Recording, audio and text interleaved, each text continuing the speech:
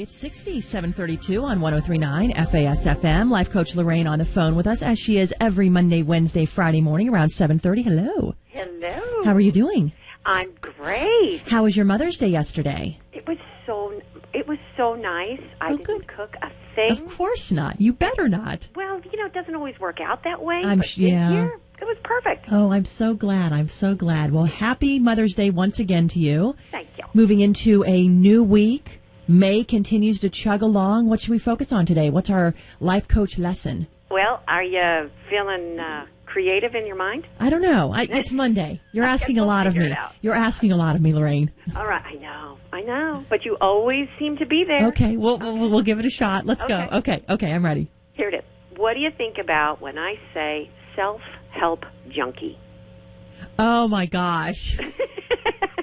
It's so funny because I actually was wondering if I'm a self-help junkie, and here's why. I love reading inspirational quotes, and I love reading and learning about ways to find that silver lining and lift yourself up when you feel like you're in a slump. And it was actually a couple of weeks ago where we hit a point where I was reading some inspirational stuff, and I was like, screw it. I was like, I don't have time. It's like if I'm constantly having to want to try and find these great positives when there are little negatives bouncing around, whether it's negative energy from another person or whatnot, I was like, it's so exhausting. And then I was like, well, maybe it's because I'm looking too hard. So anyway, that's what I think of. And that's funny you brought that up because I thought about that literally. Maybe it may have even been last week. Isn't that something? Yeah, it's funny. Well, you're not alone. Oh, my gosh. There's a lot of people who are wondering. And there's a lot of people who are and deny it. Well, there's so much self-help out there, whether it's books at Barnes & Noble or online or television shows or even radio where we're trying to have, inspirational things. We're all trying to, shove this stuff down each other's throats and faces sometimes because you can get it from so many locations now because of course, the digital age that's been going on for years and years. So I think sometimes, it's hard not to avoid it. Oh, yeah. Well, for those people who may not know what this really is all about. Yeah, let's go to there. Yeah, let's go. We'll start there, and then I got 3 categories that you might actually find yourself in. Okay. Someone who reads a lot of self-help or motivational stuff, but they don't really do anything differently.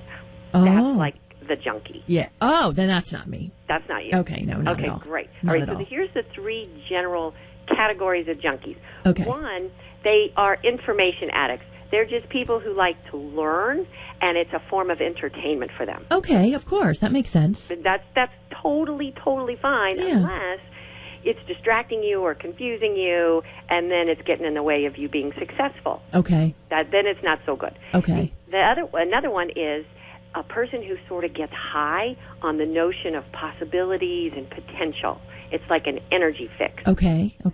And that's okay, too, to a point, except that it may be that there's a problem staring at you and you're just not looking back at it. And so you need to detox from the self-help stuff so that you can clear your vision and see what's really going on. Oh, got it. That makes perfect sense. Okay. And the last one, that's the tricky one. These are people who use these affirmations as a way to stay mentally positive while they're waiting for their lives to become more positive. And it's not a bad way to go as long as you have a plan to put into place those things that will make your life actually happy. So what happens with people who aren't attending to both sides is they're looking up at the pie in the sky and it's awesome, and they're getting stuck in the muck of their regular life. Wow, those 3 are powerful. That's interesting. That is really interesting because I would think that everyone at one point or another does fall into one of those categories. Yeah, and they're all fine as long as you don't take them to that extreme. Right, because we're almost expecting them to solve problems just by feeling like, I just read a great quote and this is great, I feel so much better. But are you just, is it just something you're thinking, or are you actually going to perform and have actions to make it better? And then it can leave you feeling like you kind of, you're really actually not all that great because you can't even live by that simple quote, Oh, my gosh. Even get in the way. Right, okay, that makes sense. You go. I like it. Very nice way to start the week. Wow. Wow. Well, Life Coach Lorraine, thank you so much. Where can we get in touch with you? Peacemakercoach.com. Peacemakercoach.com. Fabulous. 103.9 FAS FM. We're going to talk to you again on Wednesday around 7:30. Perfect. Perfect.